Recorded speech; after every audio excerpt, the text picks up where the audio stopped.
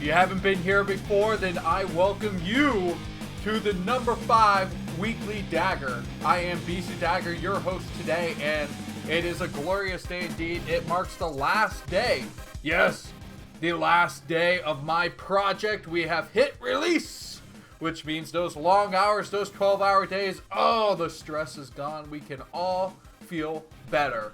Man, last week was a mess. My head was in 20 different places. I could barely get through the cast, but today is going to be great. We have great replays. We have awesome StarCraft in front of us, and I couldn't be more stoked to get into these games. So you guys come in, please throw out your questions throughout the game if you like. We have a good set of replays today. It's going to give us a full cast, may even go through the entire hour and on to the next. But today we'll be watching Zero versus Moxay at ZVT, Mong versus Sharp at TVT, and then we're going to close real strong, guys, with a Zero versus Mong final replay. So I can't wait to watch that ZVT in the end. Again, these are all replays that I have not seen, and I guarantee you guys haven't seen them either. They're coming out of Zero's replay book, and it's awesome that Zero has been able to hand these to Lamada, the guy who gives me all of the replays and translations from the StarCraft scene, who also has recently joined the Team Liquid staff. So I've got these new replays, and Zero says, Zero was told that I was like this great analysis caster, and that I wanted to do like a really in-depth analysis, and he was like, oh, that's really cool. Let me know what he thinks. And of course, me, I'm a color caster. I generally just have more fun than do direct technical commentary. But I do have a couple technical episodes coming up. I believe actually next week will be a really good one. But for now, if you guys want to show or contribute to Zero and thank him for his replays, you can always donate to my PayPal and say, hey, I want to contribute to Zero, so he'll give us more replays.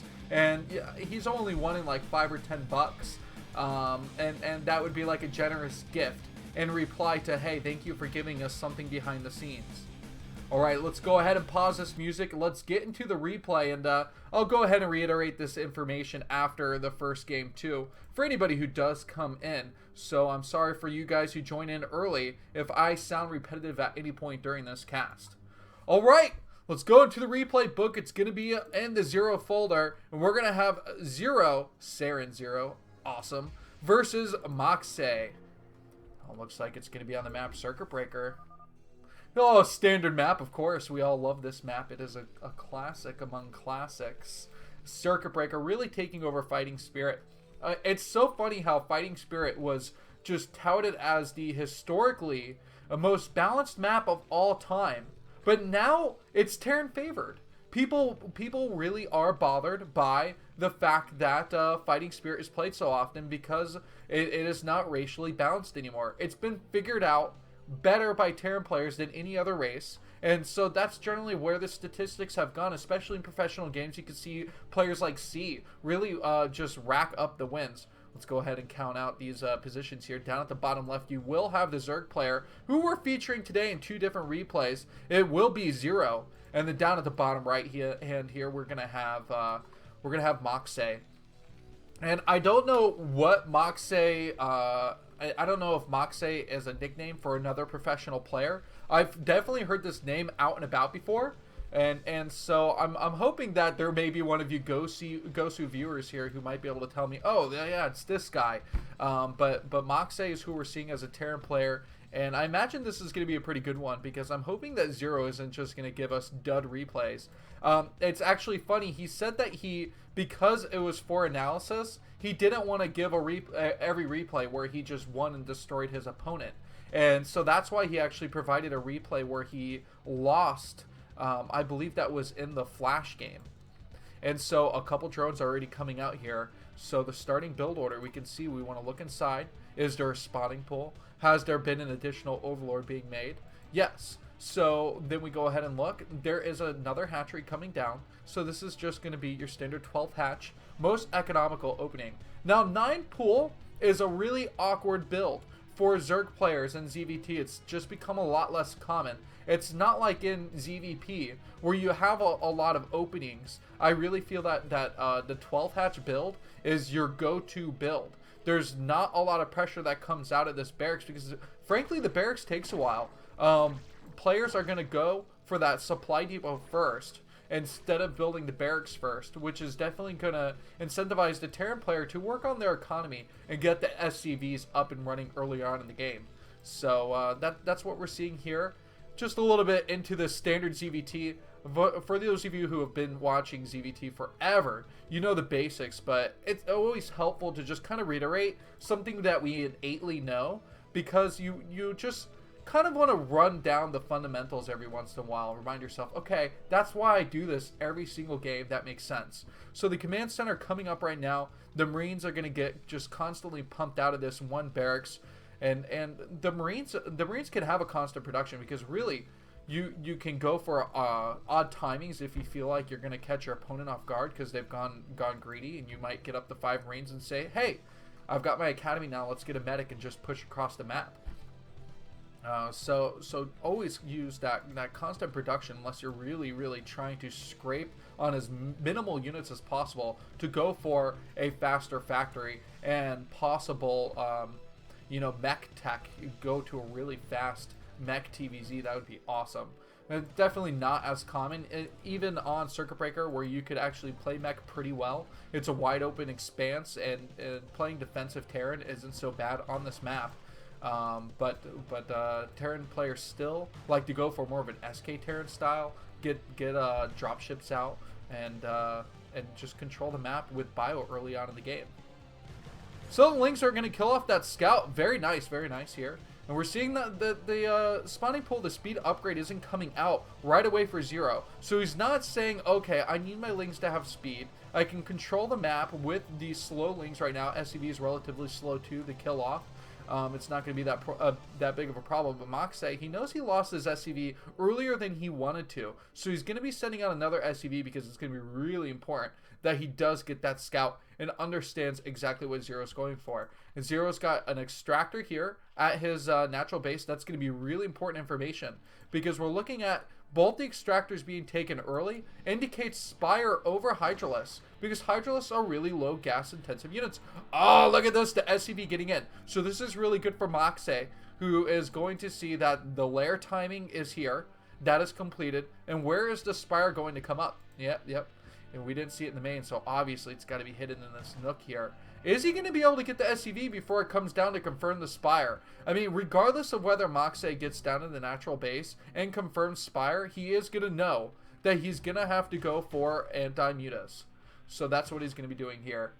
What's up? HBT in the house. Welcome to the chat. And if you guys don't know, Happy Bunny Time has been a great contributor to the StarCraft scene over the years and a fun viewer just like me.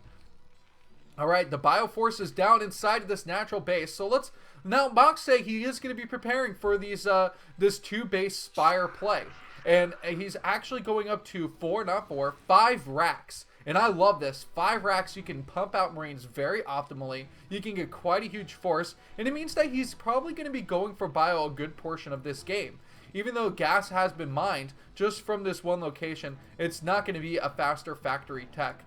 The engineering bay already giving that +1 attack upgrade here. And we want to look at the Terran Academy. This range upgrade is really important here, because even though Stim is very effective against any Zerg unit, getting that range is going to allow the Marines to survive a lot longer, especially if Zero comes out with incredible Muta Micro.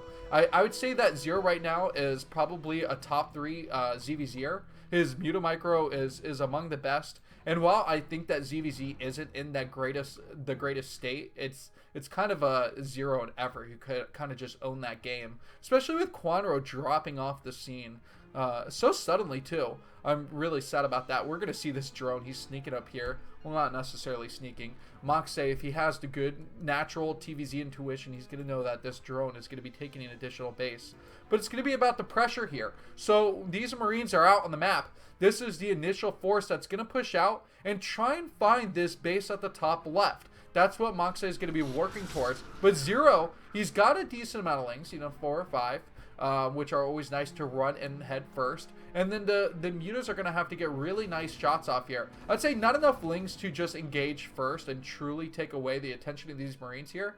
And Moxie's doing a great job. He's moving his forces up. And there becomes a point, especially on Circuit Breaker, because it's such a large map, that Zerg can either choose to continue to prevent this from getting up towards the top left, or just go for a counterattack, hoping that the Bioforces are weak and that there haven't been enough turrets to defend back at home. But that's not going to be the case here.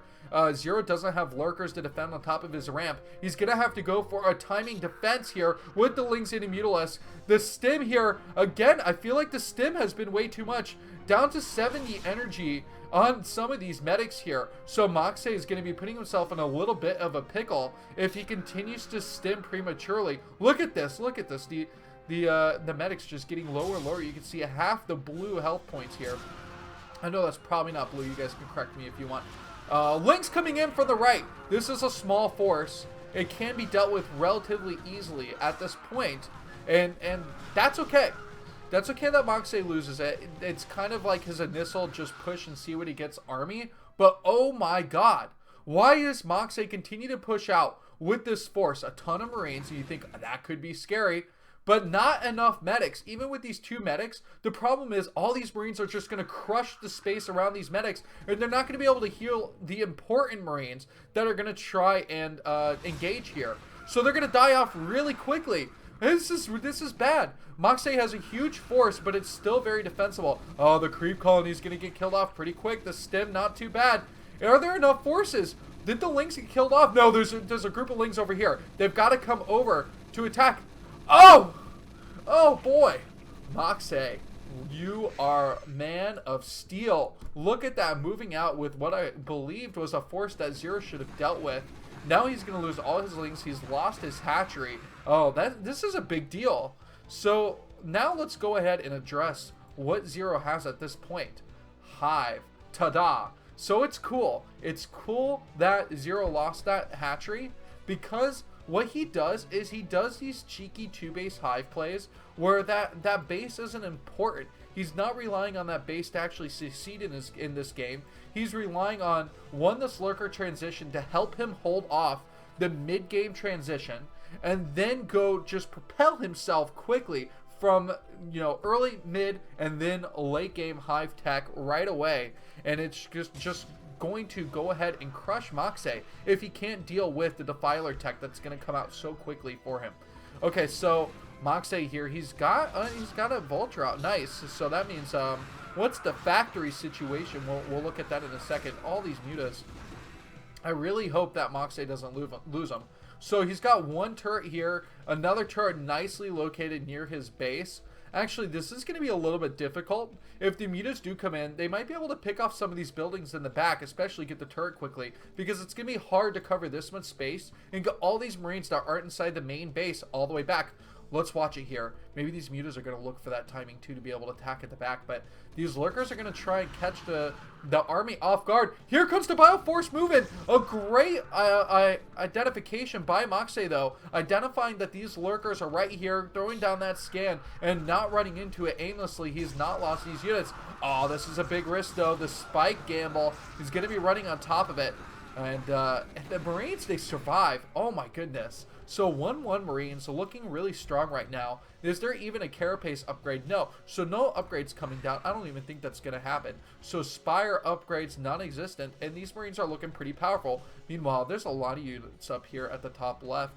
But Zero's actually looking to try and hold down the fort at the 9 o'clock position here for his third base.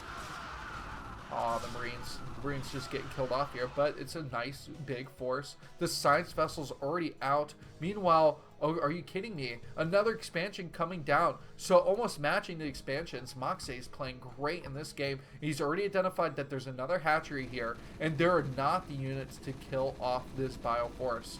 So Zero's going to be down another hatchery again. But good for him. He's throwing up another hatchery. He's going to have a third at this mineral-only location. Why does that suck? Because once you get into hive, you need to have that third gas. In fact, once you really get into hive play, you want to have 4 gases. That's when you're like extremely strong and can deal with Terran. as Terran approaches the late game. Okay, so one factory inside this base. Oh, okay. So look at this. The Lurker's coming in with the Dark Swarm. And actually, this is pretty brutal here. A breakdown of the front defenses here. The Muta's coming in here to kill off these SCVs too. Meanwhile, the Bioforces are on the left trying to decide what they should do. They're going to go ahead and push in. Oh, this is quick and dirty here by Moxay, but the Dark Swarm does come down for the Defiler, who will throw the defense. The Marines say, well, if we can't attack here, let's go inside the main base, possibly going for this hive attack. Wow, clearing out the natural base here. Meanwhile, the important tech, this is it. That's what's going to happen here. Oh my god. If he takes out this hive. Meanwhile, all these drones getting killed off too. For those of you coming in, Moxay is just another player on the ladder. This is one of Zero's private replays provided to me to be able to cast for today's weekly Dagger. The nice little play going down here, but the hive, there's so much health. Look at that, 2,500 health. You know, look inside this base. So the Vulture trying to kill off these Lings, and once that Vulture goes down, that Ling's actually going to do pretty good, but oh man, what a game by Moxay, taking out Zero. And once you lose that hive tech, the third hatchery, third base, getting denied so many times. That was an incredible Terran game for him. All right, guys, welcome to the weekly Dagger. This is weekly Dagger number 5, and that was excuse me here. As I transition over, that was the first of 3 replays I have provided from Zero. Lamada, the translator on Team Liquid, is able to acquire these for me, and we will be seeing Mong versus Sharp at TVT next, and then Zero versus Mong, a ZVT, to wrap up the 3 replays I have for today. Hang out while I get everything situated for the next game, and I'll just play some leisure music as I prepare.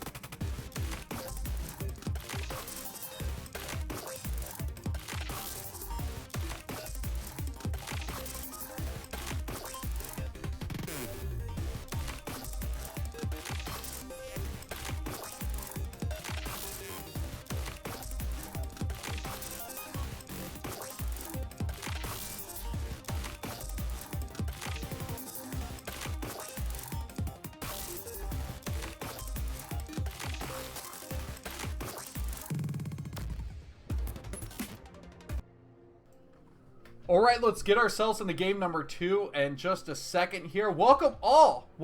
This is the 5th episode of the weekly Dagger. Although I've been casting every Thursday, I decided to finally put a name to it. So when you put a name, you put a number to keep track. No, I probably will never have near the number of episodes that Day 9 has. But I may be equal in the number of casts that I've had, despite the fact that I lost a good amount of my archive for, I would say, the first 3 years that I've been casting StarCraft.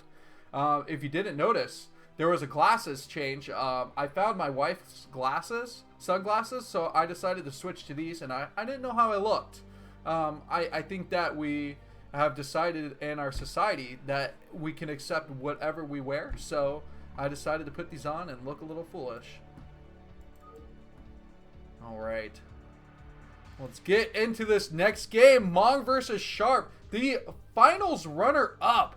Good God, how cool is that? To be able to have him in a specific replay. I really like that. So this is gonna be really fun to see him behind the scenes. We know he was really nervous, and you know, I hate that he underperformed based on how well he played earlier in the entire tournament.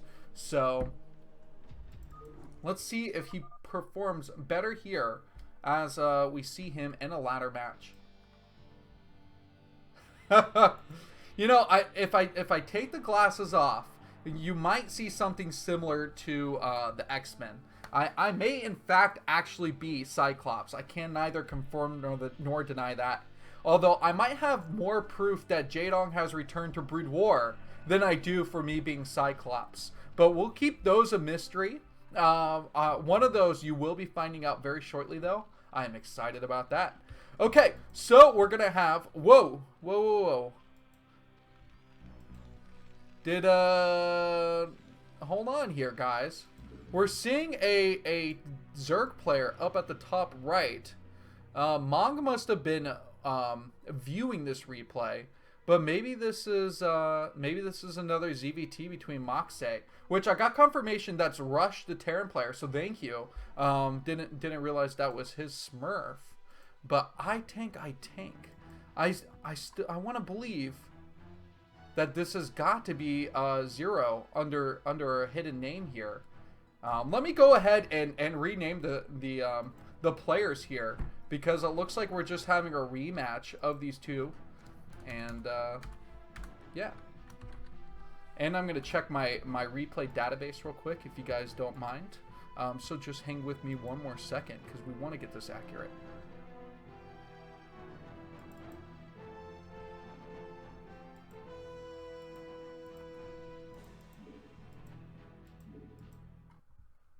Oh yeah.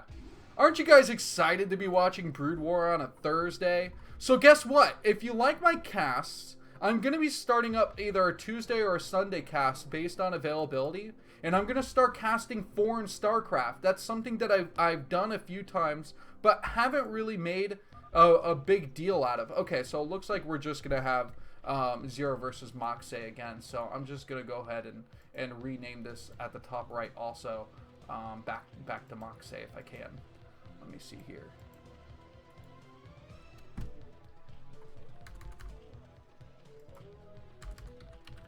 Yeah, so there's a lot of foreign StarCraft that's being played right now. A lot of tournaments that are going on. Some that you may not even know about that I'm gonna just kind of throw out there eventually. For you guys, if you guys don't know about the secret TL Lounge, there's a lot of players on there that are having basically a staff in a Team Liquid Forumer tournament of legendary Forumers. So it'll be really cool to show off those games.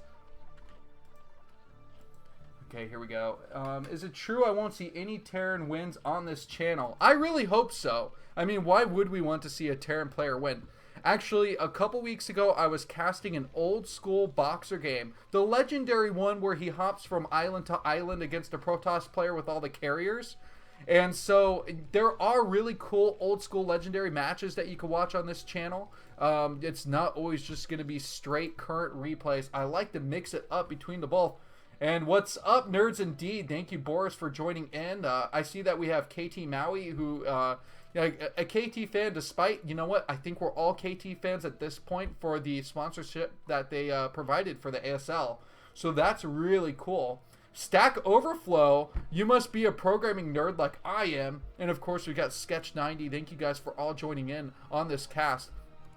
So like in the last game, I was talking about ZVT openings for just basically for the current day and age. We don't see a lot of variety. It's generally going to be that 12 hatch opening, and so we're going to be seeing that again. The hatchery comes out, and Zero's just kind of got this figured out, I guess, at this point. And in some games, like we saw in the last one, he does go for the hive tech really fast, but it just didn't work out for him because Moxay, aka Rush, was able to knock down that third base. And when you try and get up to that hive tech build really fast, you need a third gas. And it was so critical that Moxie denied it so many different times. Okay, so look at this. It seems like there's a lot of scouting coming out. So I'm seeing red flags right now. 2 SCVs are already out. Okay, yeah. Whenever you see so much scout and from the Terran player, there's a barracks here. So that barracks is built as a forward barracks. This is becoming so much more common by Terran players, but this is what backfired against Flash. Is all these forward barracks style plays here. But this is going to be a bunker rush, and that's what's going to be happening here. And who is I tank if this is not Zero? That's the question that I have. So I'm just gonna go ahead and pretend that, or assume that it's him. Oh my god, these drones coming down here, a couple getting killed off right away. The bunker's already finished. These Zerglings are just gonna try and pick off reinforcements. That Marine, it does go down so clutch here, and we're gonna see where the Ling's gonna go. Okay, it looks like the bunker kill. There is a sunken colony here with all of the military units. He has a second sunken colony. He's going to be trying to take these units down. The bunker does get taken out. The SCVs are going to return home. And you know what? What has I tank really lost? Not too much. You know, this was a great harassment play. Look how delayed all these drones are from mining here. And it's critical to note that at this point there would have been a third hatchery built inside this base. So not only are these minerals not being mined early, but the additional larva from a third hatchery isn't being built. And in fact, we're going to see I tank go directly for the extractor. Okay, I love getting the in-depth personnel here. So Zero's now playing. The Zerg is Hoejja. Hold up. Let's go ahead and retitle this one more time. I'm so sorry, guys. Okay, so we're seeing on the left here, on the title. That is cool. I think everybody's a fan of Hoejja. Okay, and then Moxie, you guys can figure it out, but he is AKA Rush. I'll repeat it a couple more times as you guys ask. Okay, we're back in play mode here. Thank you guys, and I will try and check my chat as often as possible to get the up-to-date information from you guys. So look at this. Behind this, we're seeing that the expansion is coming down. A bunker doesn't actually need to be made because there's no links to really try and run by. You know, generally what you see is from a Zerg player who tries to respond to you know, bunker rushes, overbuild Zerglings. And that's the biggest trap in dealing with it. You have to just try and figure out that perfect amount and go with it. And so because the Zerglings weren't overbuilt, we're not seeing Hoejja come in here and try and just kind of maybe do some early game attack and try and get some critical counterattack damage. Kind of like if you think about the buy hero game. I'm sorry, the hero. We're going with hero now. Remove the buy and period. Hero had a really difficult game where he had to basically just send his Zerglings all in too, but was never able to recover from the initial bunker damage. Okay, so there's a lot of SCVs getting mated over to the right base, and you know, it'll be interesting to see how quickly the second refinery does get taken here. But right now it's just going to constructed barracks, and we can see that the academy's just finished up, stim starting immediately, and that's all you really need off this one base. Is just you only need this one single gas to be able to support bio this early in the game. But still, there is a lack of barracks, I feel like, at this point. Meanwhile, looking inside of Hoejja's base, what does he have? Where's that additional hatchery? Oh my god, this is just nuts. So we're seeing the Overlord come down to the bottom right. We have a Scout Overlord over to the left. And finally do we see this third hatchery. I kept checking the replay progress and speed down here behind my video, where it says fastest, because I feel like Hoejja is just playing on such a slow level in this game. Okay, so the Comsat station coming down, and maybe this is almost a rush to a Comsat station, just trying to get some scouting information because there is no SCV out for Moxie. But he doesn't have to worry about about Hydralisks and Lurkers. That's definitely not the play that's going to be coming out here. On Overwatch, the map is actually rather large when you have the cross-spawn positions. So what I hate about this rush to Spire tech is the fact that the mutas are going to take so long to get over to this base. 5 barracks are already been created, and it's going to be easily defended as long as a few choice turrets are made. Maybe a turret here, and I'd say maybe a turret here to cover the main base. And then, of course, you could build a turret here and here. I think 2 turrets are at least necessary at this natural base. Look at the SCV getting on the outside here of this mineral line. Not efficient. Okay, so the Lynx are poised outside to maybe try and bust down the front once the mutas come out, but that's a huge mistake. I mean, this is an easy force to defend, and Hoejja can only do what Quanro does, is just try and watch for this bio move out and then go for a counter attack. Here, we're finally seeing that the bio move out does happen, and maybe this one lane can be like the scouting lane to poke in here and say, oh, is the front door open? Have you left me with an opportunity here? This is going to be so difficult, though, for Hoejja, who's going to need many sunken defenses here to defend at his natural base. Still not a third hatchery made yet. He's got the drone up here to the top left, and Moxie, who had great game sense against Zero in the last game, knew where to find the third base and took it out right away. Instead here, 5 racks is really strong. Guys, you don't joke around as a Zerg player when you identify that this is a 5 racks play. So many Marines come out so fast. You literally are like the most efficient you could possibly be in the early game off 2 bases when you go for this 5 racks play. So this is absolutely brutal, and we're seeing that Moxie, or no, not Moxie, I'm sorry. We're seeing that Hoejja, just like Zero, is having the same problem here. Oh, this is too late. He needed to have all 4 sunken colonies down, and this is just going to be a splatter of carnage here. And these mutas are going down too. Is Moxie going to clean up in his games today? It looks like he's been able to win one pretty handily. Is he going to get this next one? Hoejja, though. Whoa. What is this, a playoff game? Hoejja with some great micro there, actually able to just ward back these units here. Getting off some more kills was so clutch here. Getting that stim with a few more units, 3 medics. This is a great strong force we're seeing. And where are the mutas? We're going to have to track them down. Not too many mutas left. Just 5 mutalists in this mix. So not really strong to go on the offensive.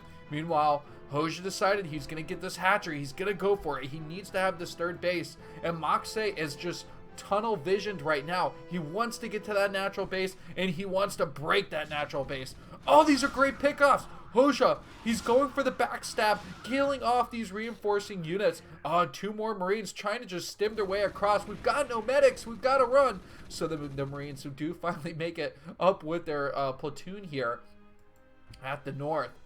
The mutas are getting stronger. 8 mutalists now, 3 added in. Meanwhile, Lurkers. Here comes the Lurker threat pushing out, trying to get themselves to the high ground to be able to defend there.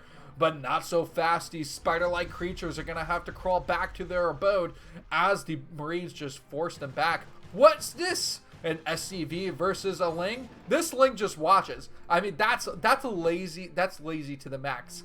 Come on, buddy. You've got to defend. I mean, every Ling is a twin. Just think about that. And when your twin doesn't go to battle for you, that's got to be extremely frustrating. Mutas coming in here again one more time. Hoejja going for these great kill loss, the glaive attacks, trying to kill off every Marine they can. The stim though, a nice little group coming in here. Gotta keep these mutas from turning into the coin term pumpkin mutas. It looks like Moxie doesn't know what to do with his Marines at the north though. They're not going to be able to make it in, especially with this Lurker Ling defense here. So maybe more up to the left if he can. Alright, let's look down at this base here. Let's see, it's flush with the SCVs. So the SCV count looking pretty solid, 52 SCVs. But of course, you're over-mining when you have 52 SCVs on 2 bases. It's really critical that Moxie starts putting it in his head. Let's get an additional base. But he's going to do that with the follow-up of these science vessels. So this is really an SK Terran style build here, because we're seeing a double starport, which means fast, or not just fast, massive production of science vessels, which will really not just eliminate this mutalist threat, but the Lurker threat too. Up to 9 mutas. It looks like a lot, but there's no mutas elsewhere. So, I mean, this is still just a great job, though. Excuse me. Let me get my water here.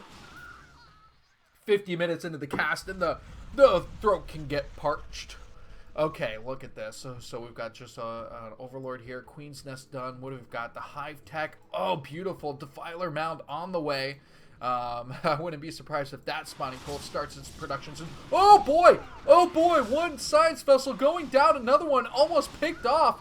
That's beautiful. Not having to waste Scourge on taking out these science vessels is really important, because really, it can turn into a really fast gas sink if you try and kill off these science vessels with Scourge and they're unsuccessful.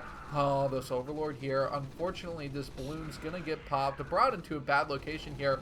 So many Marines. Look at all the white flooding from all the different locations here. And the Marines, they can actually just run up forward if they want.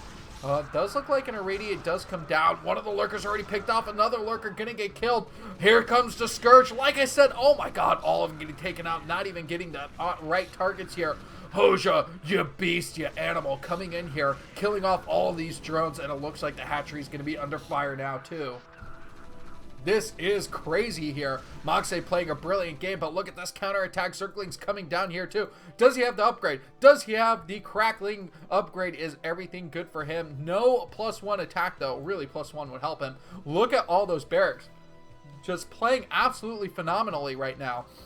And, oh man, the lurker defense. The lurker's too strong here, even with the science vessels. There's no tanks here to deal with this, so the Marines are going to have to come into range. A beautiful surround. Hoejja, can you fight back, you dirty dog, you?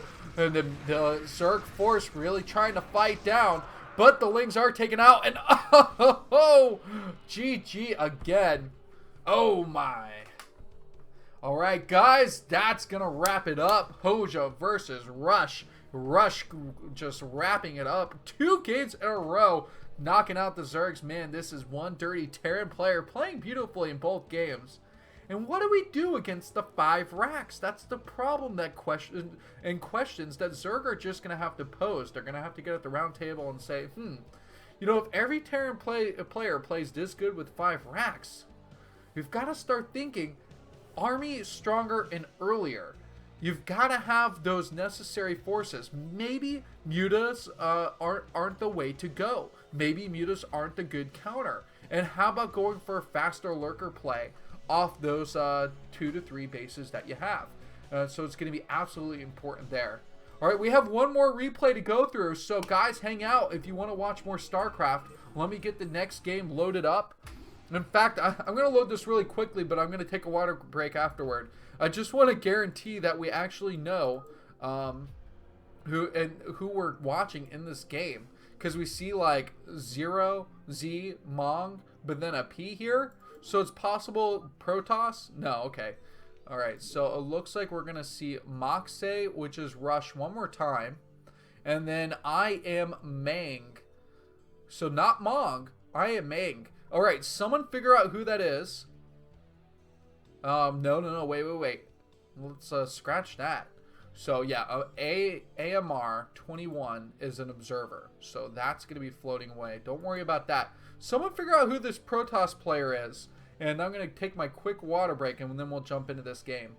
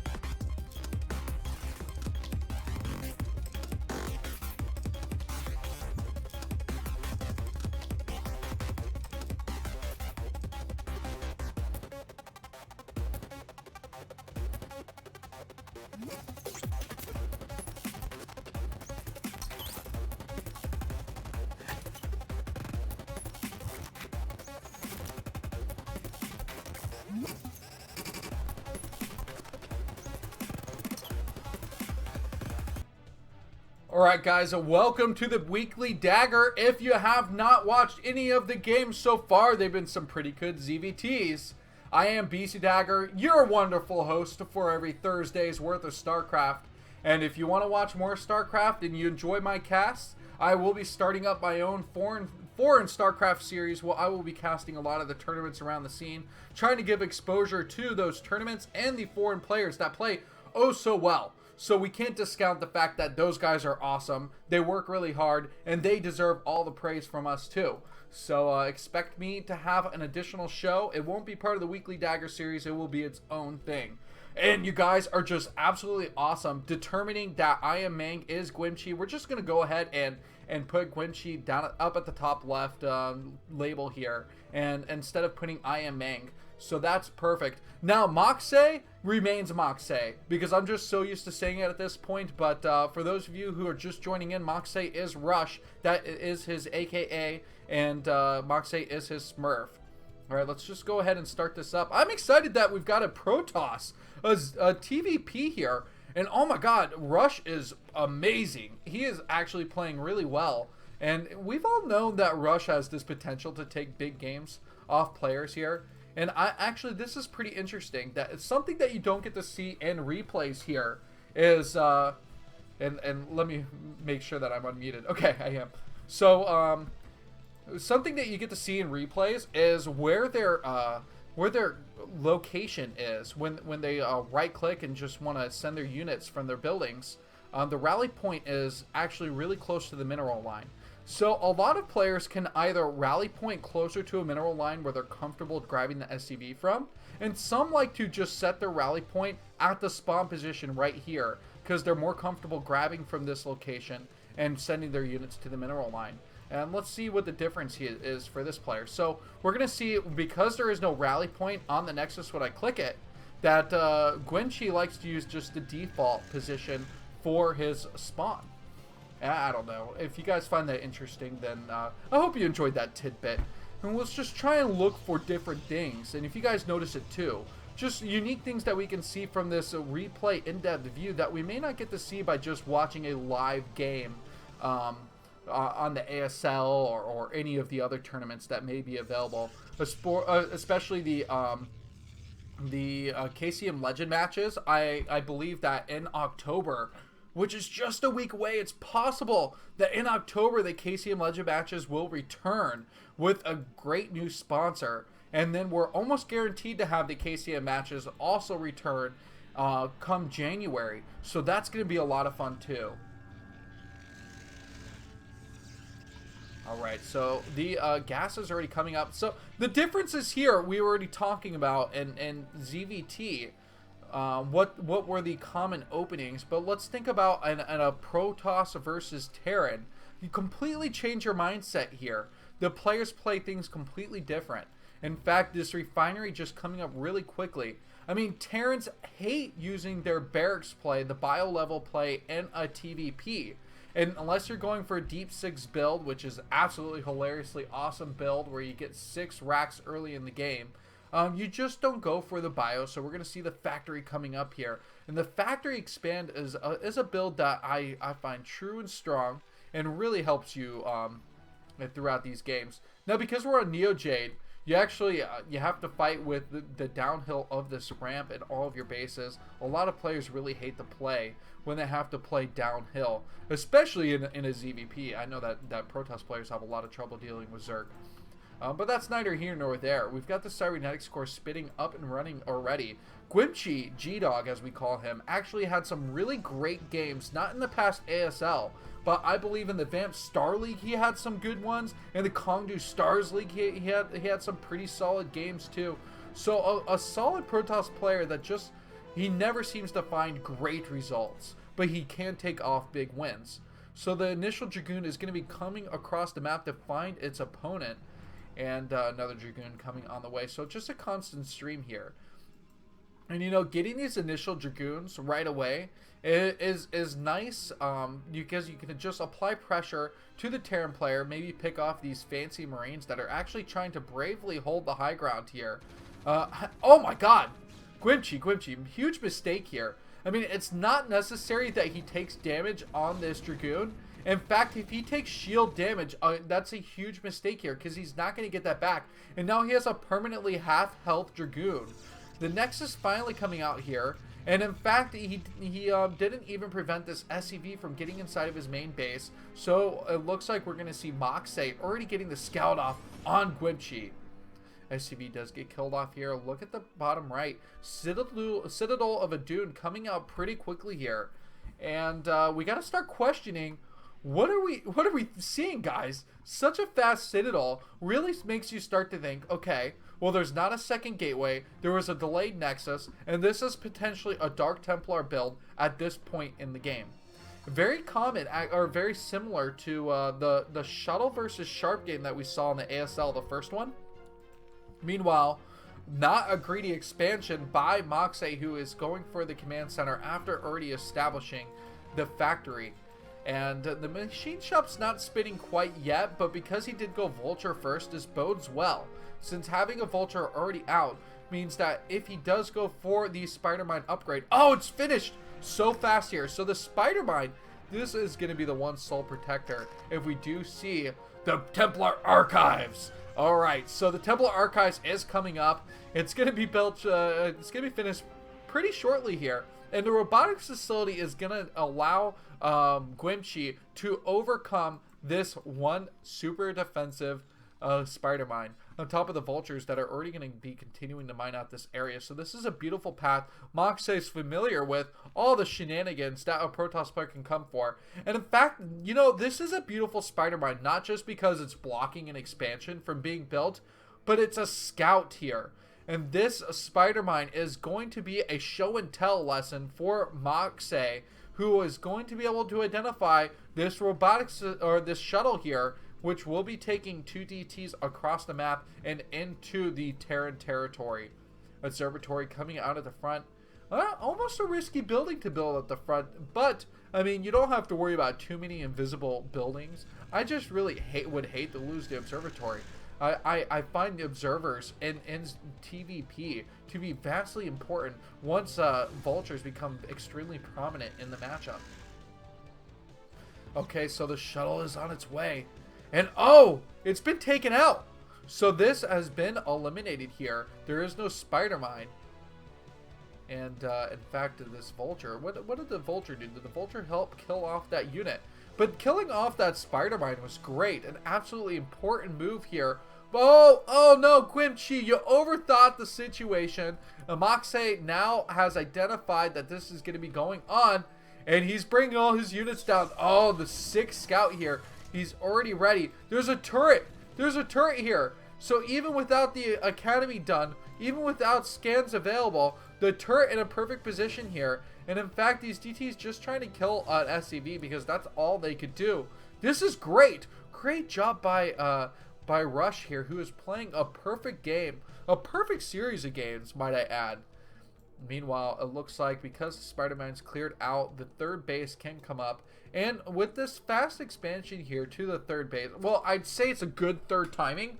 But the strong point of this base in particular is that it has a gas. And I'm so sick and tired of Protoss players being stuck with a 3rd base, well, any race really, where you're stuck with a 3rd base that's a mineral only. Not having that 3rd gas hurts every race vastly, and every race has to determine how far do I have to travel to get to that additional gas, knowing how important it is.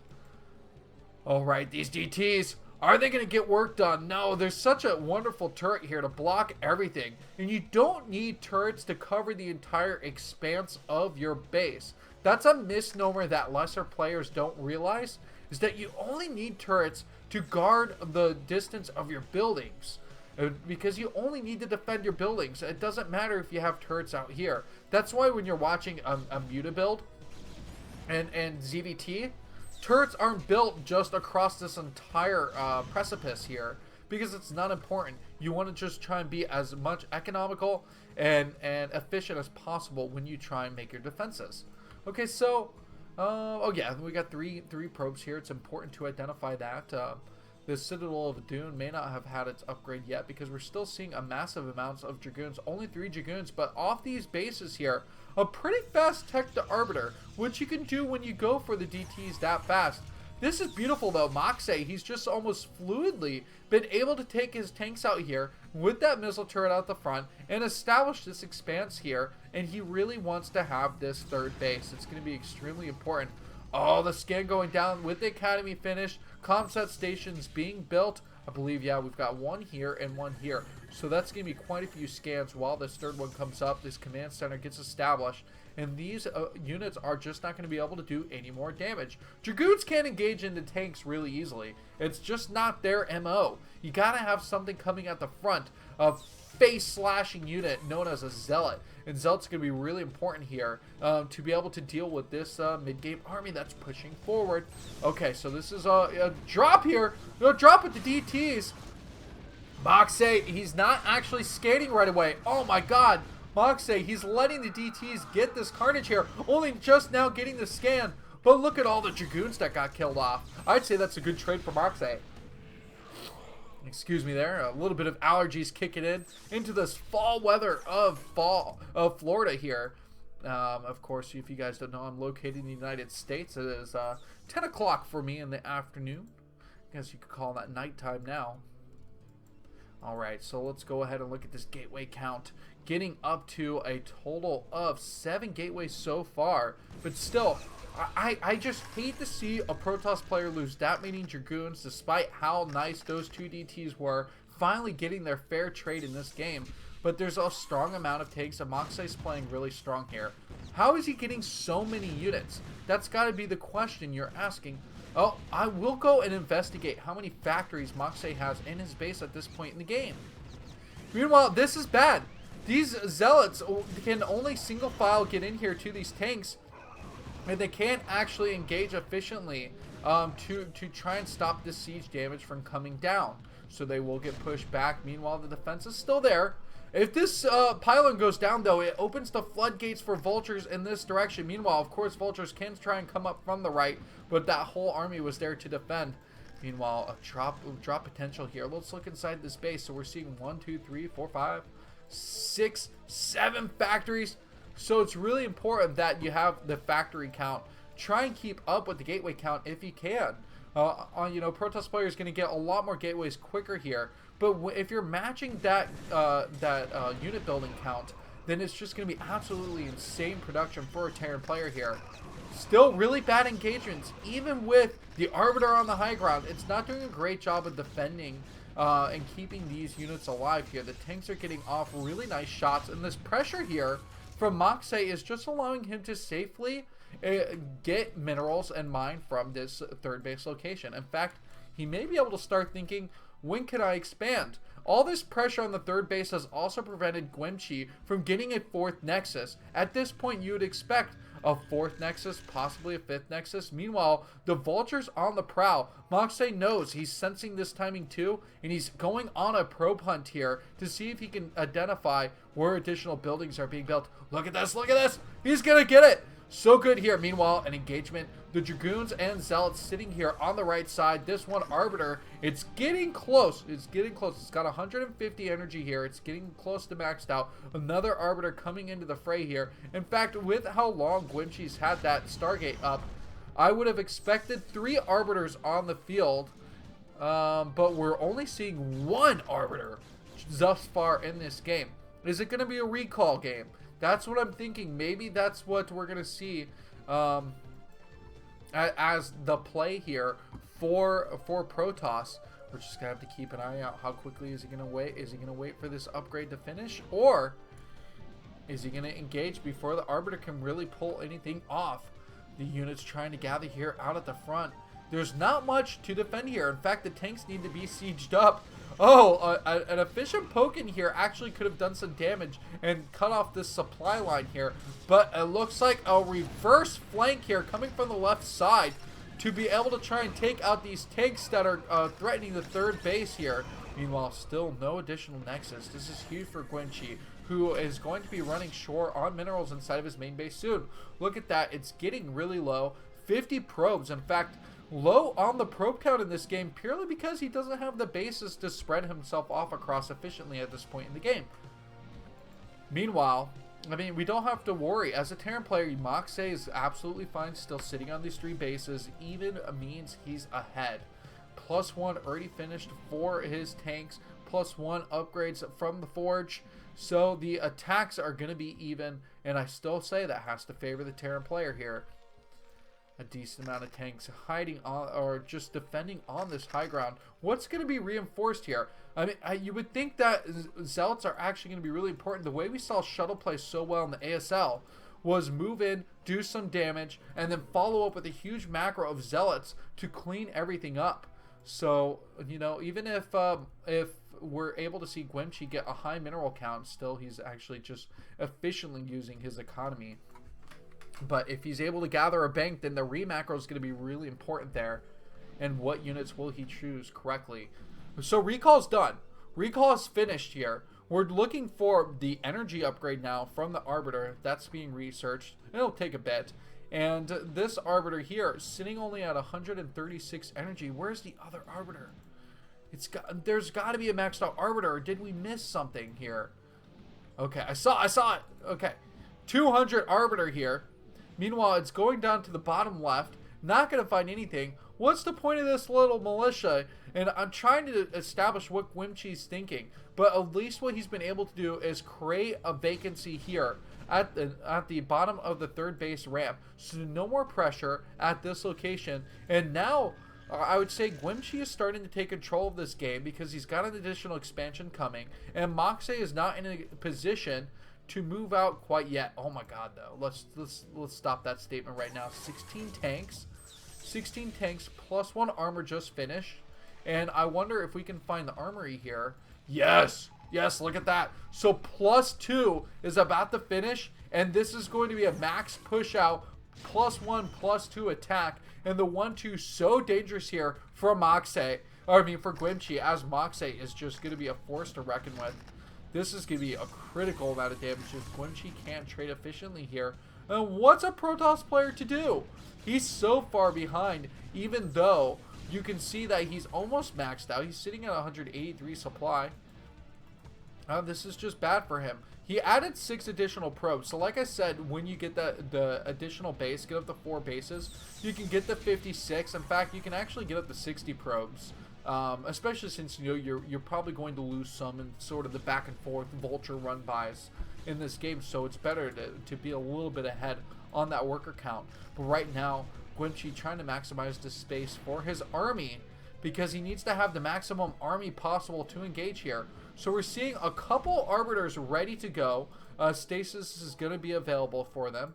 And it's going to be a mix of Stasi and shuttle drops here. Okay, the first Stasis goes down. And even though the Arbiter does get lost, he's locked down, what, a tank and a science vessel. So not very efficient here. We need to see another Stasis go down. Where did that Stasis go? It looks like the EMP must have gotten off. Let's check the energy count. So 88 energy. Yes. So, oh, poor Gwimchi. Moxe playing another perfect game here, getting that Stasis to go down. And just a beautiful attack so far. And the middle of this map is controlled heavily by Terran at this point in the game. Mini tanks starting to set down on the ground here. Look at that.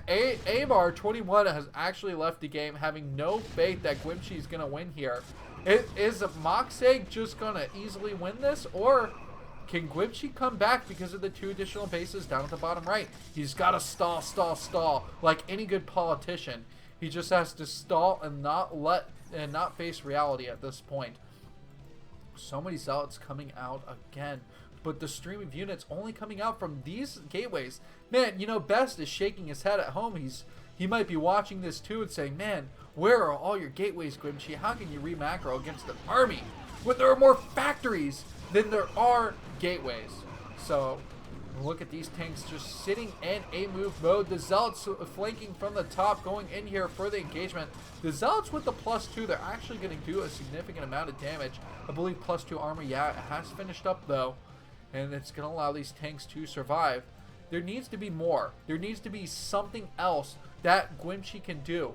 We see that the double Stargate Arbiter production is on its way. And sure, Arbiters can be great, but are Arbiters even going to be enough? Okay, so this additional gas, in my opinion, has to be taken.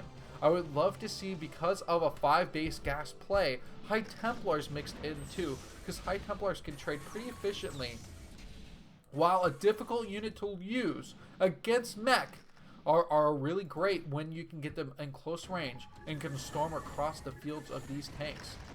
The mech forces are starting to move themselves down here because why? Moxay is running out of resources here. Nothing inside of his main base, a depleted refinery. He's about to lose minerals here at his natural base. He's really fueling his entire army at this point off of his third, and he's actually quickly taken a 4th base. So the economy is going to be kicking into gear really quickly right now. A great job by Moxay, who's had a strong army. He has the winning army count here, and still, I mean, even though there are additional bases for Gwimchi, how much? Oh, is this a recall here coming in from the back?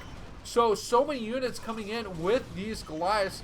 The Arbiter tried to help just shield them from identity, but the turret's already finished up. The Arbiter is taking a lot of damage here. In fact, it got down to health damage.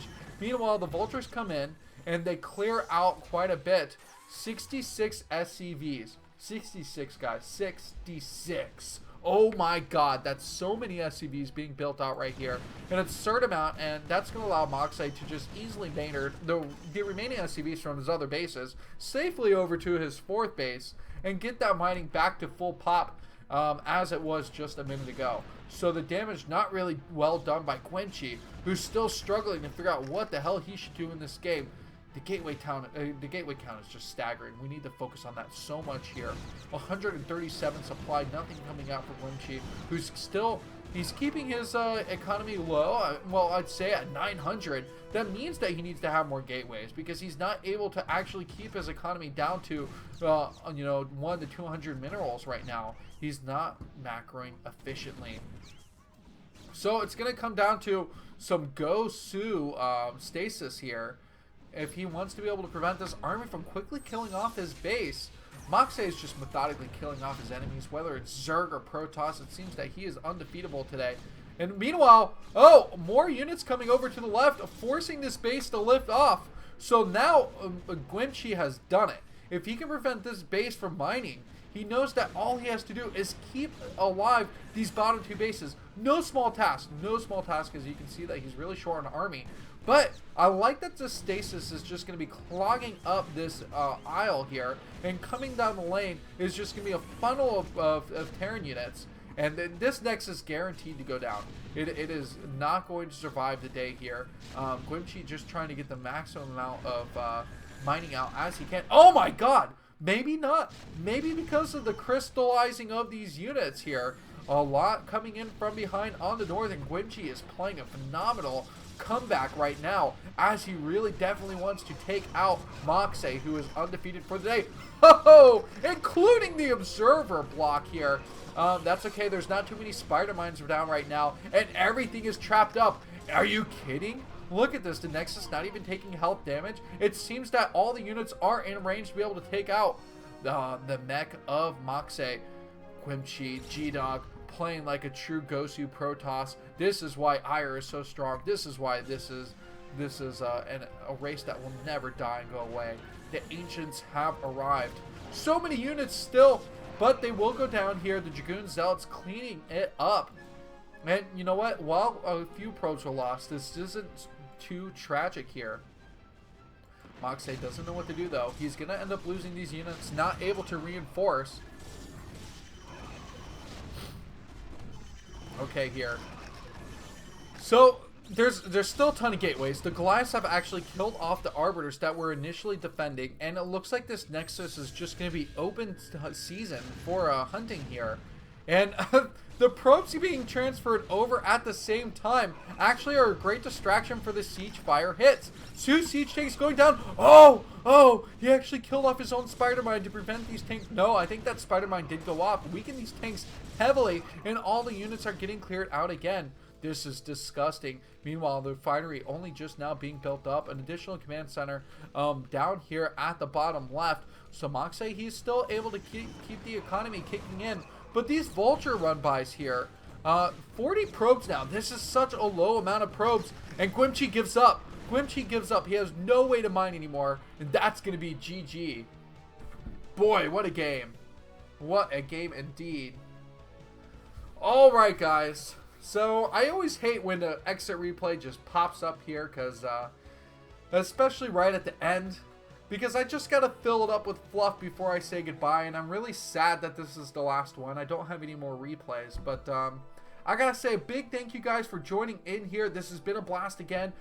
The weekly Dagger number 5 has come to a conclusion. Guys, I am your host, BisuDagger, and I will be putting my videos up on my BisuDagger thread on Team Liquid. Please find those videos there. They're available on YouTube also. You can see me next Thursday. In fact, let me hype up something. Next Tuesday, I believe I will be casting a rap battle between two Team Liquid members here. Let me see if I can find the reference here. So hang out.